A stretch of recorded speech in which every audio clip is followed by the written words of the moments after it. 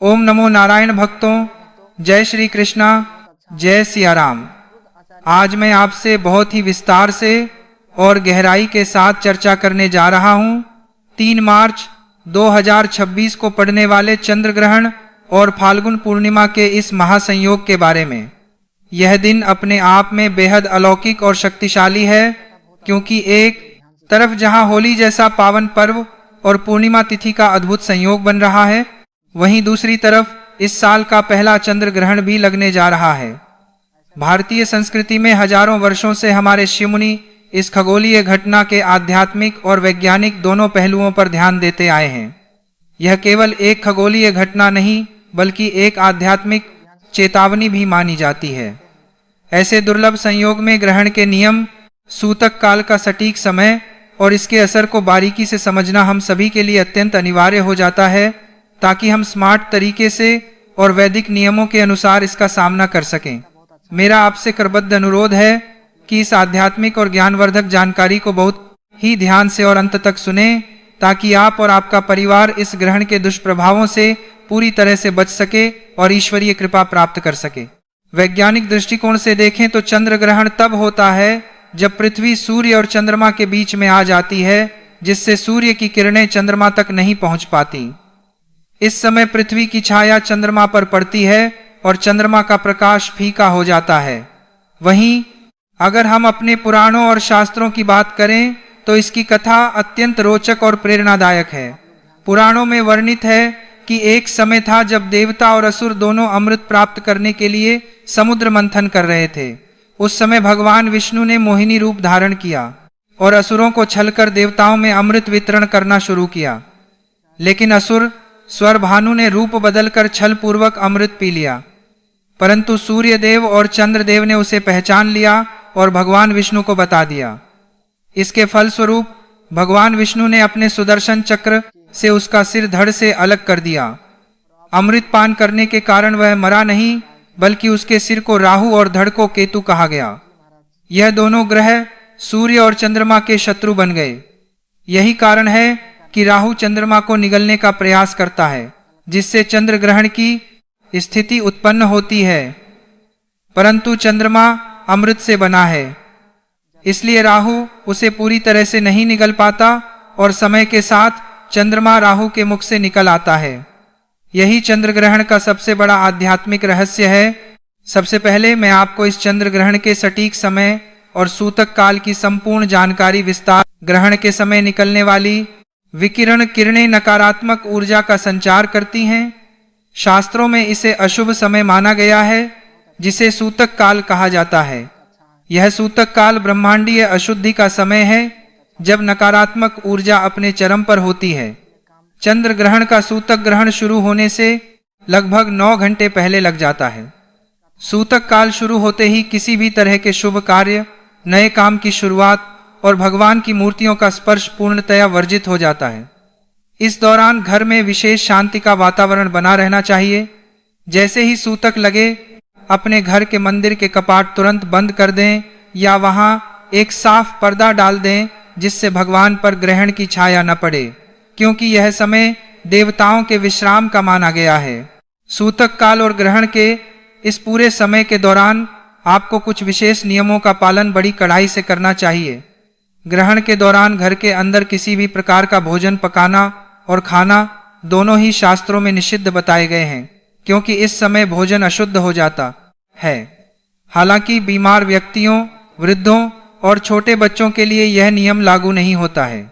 अगर आपके घर में पहले से पका हुआ भोजन या पीने का पानी रखा है, तो सूतक लगने से पहले ही उसमें तुलसी के पवित्र पत्ते या कुशा घास अवश्य डाल दें, ताकि उसमें संचित नकारात्मक ऊर्जा शुद्ध हो सके। गर्भवती महिलाओं को इस समय सबसे ज्यादा सावधानी बरतने की जरूरत होती है। मैं आपको विशेष रूप से बताऊं कि गर्भवती स्त्रियों को ग्रहण के दौरान किसी भी धारदार वस्तु जैसे चाकू, कैंची या सुई का उपयोग बिल्कुल नहीं करना चाहिए। उन्हें सिलाई, बुनाई, काटने या छीलने जैसे कार्य पूर्णतया वर्जित हैं, क्योंकि ऐसा करने से गर्भस्थ शिशु के अंगों पर प्रतिकूल असर पड़ सकता है।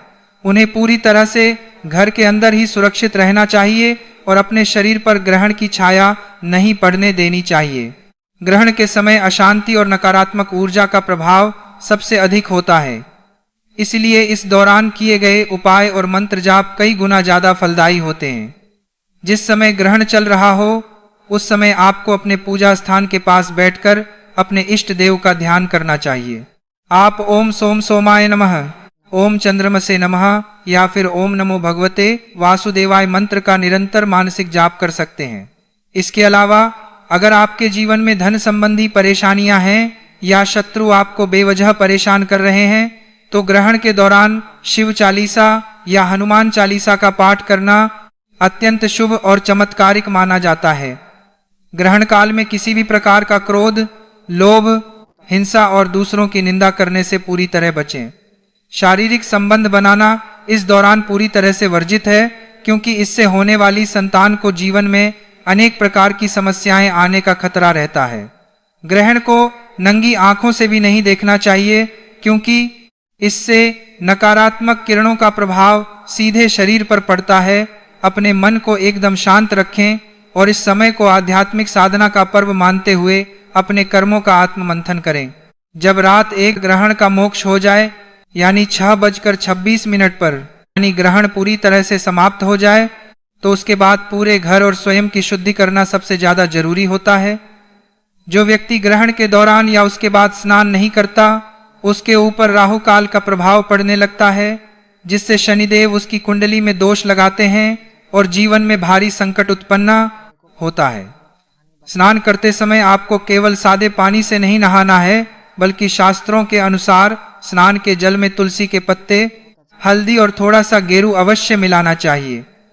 तुलसी के पत्ते और गेरू दोनों में ही नकारात्मक ऊर्जा और अपवित्रता को सोखने की अद्भुत शक्ति होती है। माता लक्ष्मी स्वयं यह वचन देती हैं कि तुलसी पत्र डालकर स्नान करने वाले के जीवन में वे स्वयं वास करेंगी। यह जल स्वयं गंगा जल से भी अधिक पवित्र माना गया है। नहाते समय आपको मौन नहीं रहना है, बल्कि हरि भजन या अपने इष्ट देव के मंत्रों का उच्चारण करते हुए स्नान करना चाहिए, जिससे आध्यात्मिक ऊर्जा का संचार होता है। ग्रहण के समय नहाते समय कुछ और विशेष सावधानियां भी बरतनी चाहिए। कभी भी स्नान के लिए प्रयुक्त जल को खुला छोड़कर नहीं रखना चाहिए। यदि बाल्टी में पानी बच जाए तो उसे परिवार का कोई अन्य सदस्य उपयोग न करे, अन्यथा जीवन में कष्ट आ सकते हैं।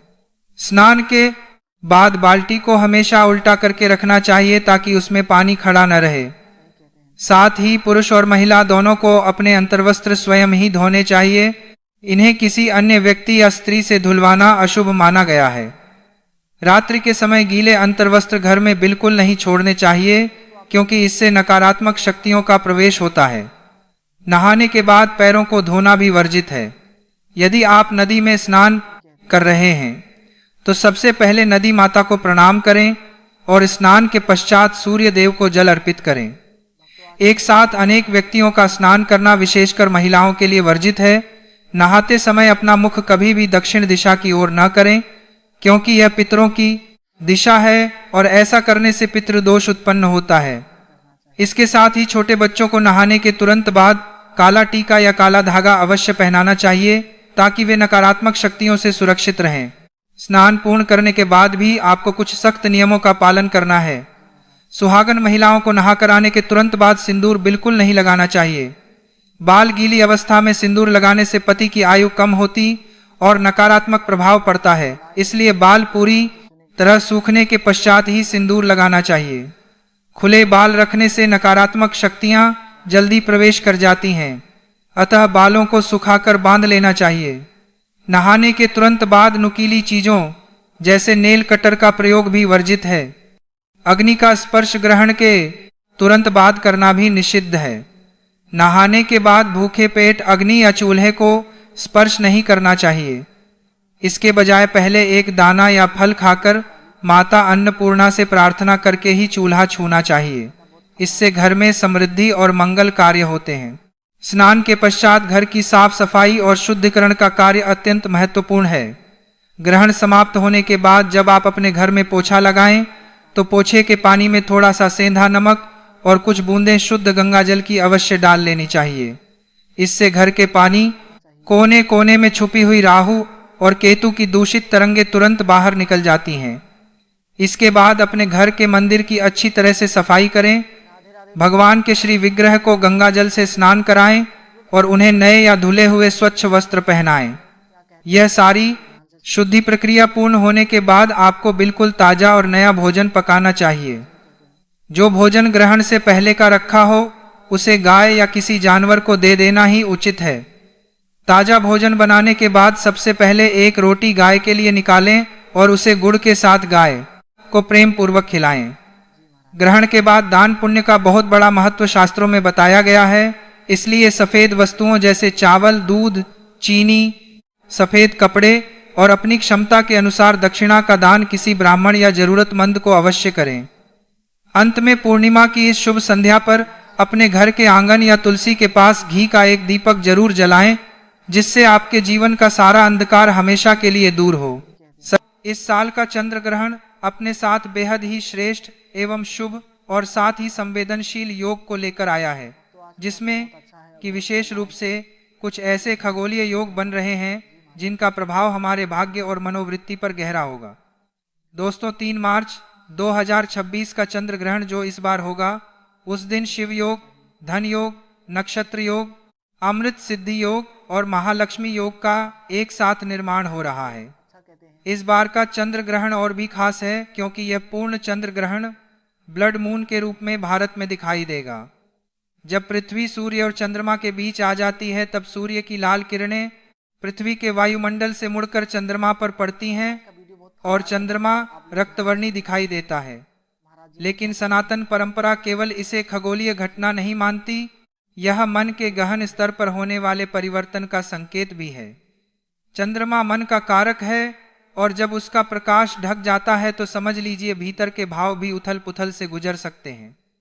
यही कारण है कि हमारे ऋषियों ने ग्रहण के समय को डर का नहीं बल्कि साधना, संयम और आत्मनियंत्रण का समय बताया है। और ध्यान दीजिए, इसी दिन फाल्गुन पूर्णिमा है, वही रात्रि जिसे लक्ष्मी कृपा की रात्रि कहा जाता है। मान्यता है कि इस तिथि में यदि घर शुद्ध हो, मन शांत हो और आचरण पवित्र हो तो माता लक्ष्मी स्थिर होकर कृपा करती हैं। पूर्णिमा का यह पावन दिन एक बहुत बड़ा संदेश है कि जो अहंकार में जलता है वह भस्म हो जाता है और जो भक्ति में स्थित है वह सुरक्षित रहता है। प्रहलाद की कथा हमें यही सिखाती है कि बाहरी अग्नि भक्त को जला नहीं सकती, परंतु भीतर का अहंकार स्वयं को अवश्य जला देता है। जब चंद्रमा पूर्ण रूप से पृथ्वी की छाया में आकर रक्तवर्णी हो जाता है तब केवल आसमान नहीं बदलता, मन की तरंगें भी बदलती हैं। दोस्तों, ज्योतिष वैदिक पढ़ाई के अनुसार 3 मार्च को लगने वाले महाचंद्र ग्रहण का समय पूरे 300 वर्षों बाद आया है, क्योंकि यह चंद्र ग्रहण भारत में दिखाई देगा और यह ब्लड मून चंद्र ग्रहण होगा। इस दौरान नकारात्मक शक्तियां अपनी चरम सीमा पर होंगी, इसलिए आप लोग इस वीडियो को हल्के में लेने की भूल मत करना। सूतक काल शुरू होते ही घर में अनुशासन आवश्यक हो जाता है। गर्भवती महिलाओं को विशेष सावधानी रखनी चाहिए। उन्हें मानसिक तनाव, भय या अस्थिरता से दूर रखना आवश्यक है। ऐसे दुर्लभ संयोग में कुछ नियमों का पालन अनिवार्य हो जाता है। चलिए बात करते हैं उन 5 भयंकर गलतियों की जो आपको इस दिन भूलकर भी नहीं करनी है। पहला कार्य जिसे भूलकर भी नहीं करना चाहिए वह है ग्रहण काल में भोजन करना या भोजन पकाना। ग्रहण के समय वातावरण की सूक्ष्म ऊर्जा बदलती है और अन्न उस ऊर्जा को शीघ्र ग्रहण करता है। यदि आप पूर्ण उपवास नहीं कर सकते तो कम से कम सात्विक और हल्का आहार ग्रहण से पहले ही ले लें। दूसरा कार्य है क्रोध, विवाद और कटु वचन बोलना। ग्रहण का समय मन की परीक्षा का समय होता है। यदि इस समय आप किसी से झगड़ा करते हैं तो वह नकारात्मक ऊर्जा कई गुना होकर जीवन में बाधा बन सकती है। तीसरा कार्य है धन का लेन देन। सूतक काल के बाद किसी को पैसा देना या लेना आर्थिक अस्थिरता का कारण बन सकता है, क्योंकि ग्रहण के समय लिया गया निर्णय अक्सर भावनात्मक होता है। चौथा कार्य है शारीरिक असंयम, तामसिक भोजन और व्यसन, मांस, शराब, तंबाकू या पति पत्नी के संबंध बनाने की इस दिन विशेष मनाही है, क्योंकि यह समय मानसिक ऊर्जा को बढ़ाने का है। 5वीं और अंतिम गलती है सोना, आलस्य में डूब जाना और अशुद्धता। यह समय बाल या नाखून काटने का नहीं है। जो ऊर्जा आपको उन्नति दे सकती थी उसे सोकर नष्ट न करें, बल्कि शिव मंत्र या अपने इष्ट का स्मरण करें। इस चंद्र ग्रहण के पावन दिन धन प्राप्ति योग भी बन रहा है। दरिद्रता दूर करने के लिए एक पीतल की कटोरी लें, उसमें गंगा जल भरें और एक चांदी या तांबे का सिक्का डालें। इसे ऐसे स्थान पर रखें जहां चंद्रमा की हल्की रोशनी पड़े और ग्रहण के बाद उसे अपनी तिजोरी में रख दें। इसके अलावा यदि घर में लगातार धन की कमी बनी रहती है तो ग्रहण के समय लाल कपड़े में थोड़ी सी साबुत धनिया, एक हल्दी की गांठ और एक सिक्का रखकर पोटली बनाएं और लक्ष्मी मंत्र का जप करके उसे भी तिजोरी में रखें। यह आपके घर में महालक्ष्मी को स्थिर करेगा। अब धीरे धीरे हम 12 राशियों के प्रभाव की ओर बढ़ते हैं, क्योंकि इस ग्रहण के बाद राशियों के जीवन में तेज बदलाव देखने को मिलेंगे। सबसे पहले मेष राशि के जातकों के लिए यह समय ठहराव के बाद गति का संकेत दे रहा है। व्यापार में नई दिशा मिलेगी। वृषभ राशि वालों को अचानक धन लाभ के योग बन रहे हैं, बस अपनी वाणी पर नियंत्रण रखें। मिथुन राशि के लिए यह ग्रहण करियर के क्षेत्र में अवसरों का नया द्वार खोल सकता है। कर्क राशि के जातकों को अपने स्वास्थ्य और माता के स्वास्थ्य का विशेष ध्यान रखना होगा। यह समय उनके लिए बहुत ही संवेदनशील है। सिंह राशि वालों के रुके हुए सरकारी या कानूनी काम इस ग्रहण के बाद पूरे होने की संभावना है। कन्या राशि के लिए यह समय आत्ममंथन का है। आपको अपने पुराने भ्रमों को छोड़कर ईश्वर पर भरोसा रखना होगा। तुला राशि वालों के जीवन में संबंधों की परीक्षा का समय समाप्त होकर संतुलन का समय शुरू हो सकता है। सफेद वस्त्र धारण कर चंद्र मंत्र का जप करें। वृश्चिक राशि के जातकों के लिए यह ग्रहण परिवर्तनकारी सिद्ध हो सकता है। नौकरी और व्यापार में अचानक अवसर बन सकते हैं। धनु राशि के लिए यह ग्रहण आध्यात्मिक उन्नति का संकेत दे रहा है। ज्ञान स्थिर होगा तो धन स्वयं आकर्षित होगा।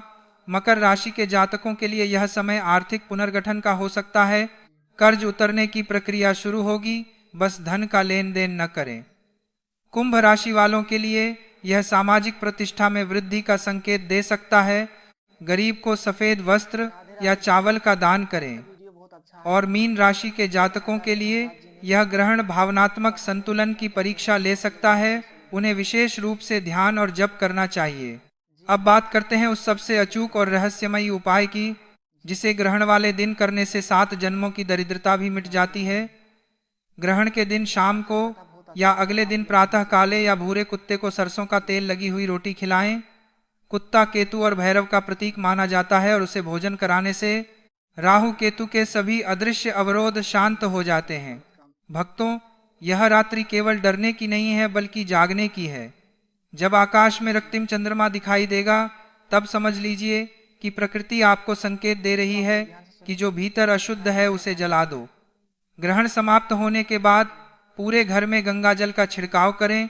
सभी सदस्य स्नान करके शुद्ध वस्त्र धारण करें और अपने इष्ट देव के सामने दीपक जलाकर प्रार्थना करें। अंत में यही स्मरण रखिए कि चंद्रमा चाहे कुछ समय के लिए लाल हो जाए, उसका प्रकाश समाप्त नहीं होता। उसी प्रकार आपके जीवन में चाहे कितनी भी कठिनाइयां क्यों न हों, यदि आप संयम और श्रद्धा बनाए रखेंगे तो प्रकाश जरूर लौटेगा। इस दुर्लभ संयोग को हल्के में मत लीजिए। शुरू से लेकर अंत तक पूरा बिना भगाए जरूर देखकर जाना। साथ ही इस वीडियो को एक लाइक करके चैनल को सब्सक्राइब भी जरूर कर लीजिएगा और कमेंट में अपना नाम और राशि भी छोड़कर जाइएगा, जिससे हम आपको आपके अनुसार होली का विशेष उपाय बता सकें। भक्तों, होली का यह पावन पर्व मुख्य रूप से भक्त प्रहलाद की अटूट भक्ति और भगवान श्री हरिविष्णु के उग्र परंतु अत्यंत करुणामयी नरसिंह अवतार का ही परम प्रतीक है। हमारे पुराणों में एक अत्यंत ही रहस्यमयी और अलौकिक कथा का वर्णन मिलता है, जो सीधे तौर पर भगवान नरसिंह और एक विशेष वृक्ष से जुड़ी हुई है। कथा के अनुसार जब दैत्यराज हिरण्यकशिप का अत्याचार तीनों लोकों में अपनी चरम सीमा पार कर चुका था और उसने अपने ही पुत्र प्रहलाद को होलिका की अग्नि में भस्म करने का कुप्रयास किया, तब गोधूली बेला यानी संध्या के समय भगवान विष्णु ने खंभा फाड़कर आधा नर और आधा सिंह का भयंकर रूप धारण किया। भगवान नरसिंह का क्रोध इतना प्रचंड था कि उनके गर्जन मात्र से स्वर्ग, पृथ्वी और पाताल लोक कांप उठे थे। उन्होंने हिरण्यकशिपु को महल की चौखट पर अपनी जांघों पर लिटाकर अपने अत्यंत तीखे और वज्र के समान कठोर नाखूनों से उसका सीना चीरकर उसका वध कर दिया। परंतु हिरण्यकशिपु एक महामायावी और अत्यंत पापी दैत्य था। उसके शरीर और रक्त में हलाहल विष के समान भयंकर जलन और ताप था। जब भगवान नरसिंह ने अपने नाखूनों से उसका पेट फाड़ा तो उस दैत्य के शरीर का वह तीक्ष्ण विष भगवान के श्रीहस्त और नाखूनों में प्रवेश कर गया, जिससे उनके नाखूनों में असहनीय जलन और महाताप उत्पन्न हो गया। तीनों लोकों को शीतलता प्रदान करने वाले श्री हरि स्वयं उस महाविष के ताप से व्याकुल होने लगे। उनके इस प्रचंड क्रोध और शारीरिक ताप को शांत करने के लिए